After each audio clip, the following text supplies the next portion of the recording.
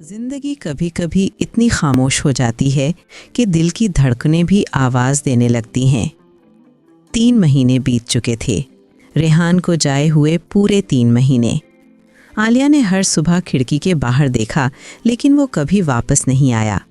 फैज़ान, उसका छोटा भाई, कहता था, आपी अब छोड़ो भी, जिंदगी रुकती नहीं। लेकिन आलिया के लिए वक्त रुक गया था। रेहान की डायरी, उसका फ़ोटो और उसकी खुशबू सब अब भी कमरे में थी। बारिश की रात थी, बिजली चमक रही थी और हवा पुरानी कहानियाँ सुना रही थी।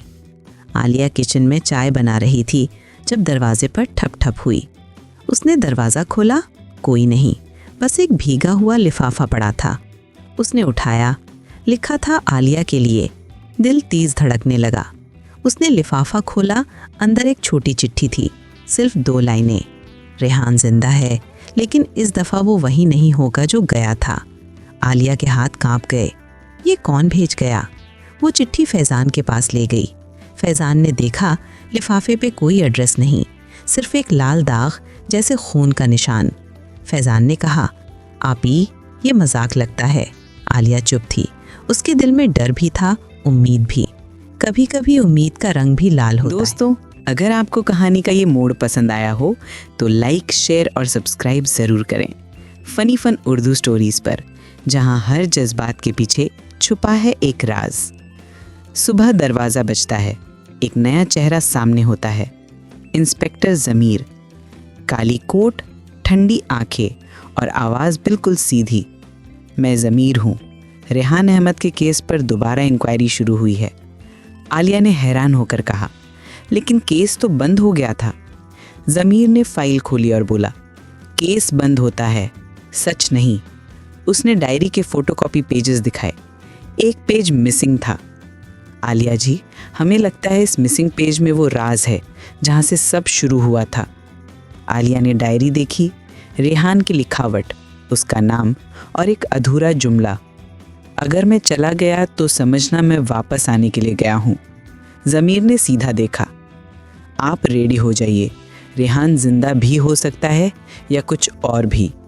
रात को बारिश फिर से शुरू हुई। आलिया डायरी पर लिखी हर लाइन पढ़ रही थी। तभी खिड़की के बाहर कुछ हिला।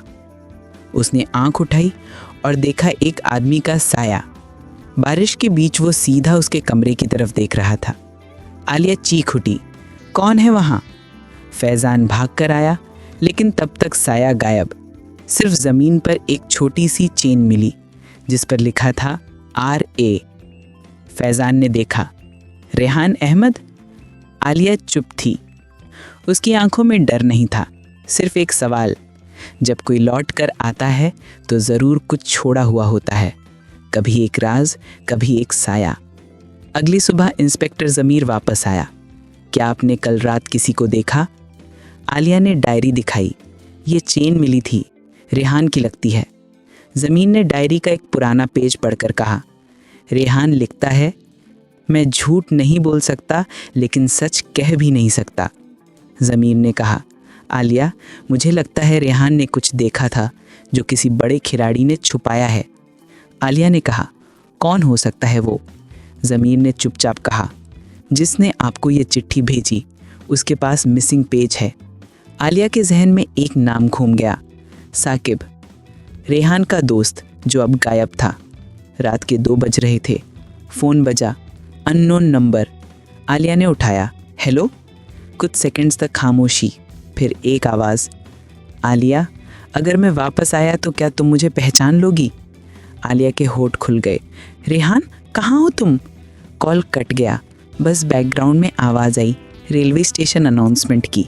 आलिया ने डायरी खोली और उसके लास्ट पेज पर लिखा था, मैं लौटूंगा, लेकिन इस दफ़ा मैं वो रेहान नहीं हूँ जिसे तुम जानती थी।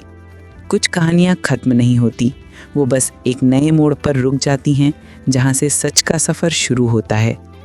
रेहान लौट रहा है, लेकिन इस दफ़ा सिर्फ एक इंसान नहीं, एक राज बनकर। तो दोस्तों, अगर आपको ये एपिसोड पसंद आया हो तो लाइक, शेयर और सब्सक्राइब करें फ़नी फन उर्दू स्टोरीज़ पर। अगला एपिसोड सन्नाटों का शहर लेकर आ रहा है एक नया ट्विस्ट। रेहान के वापसी के पीछे छुपा है एक नया साया।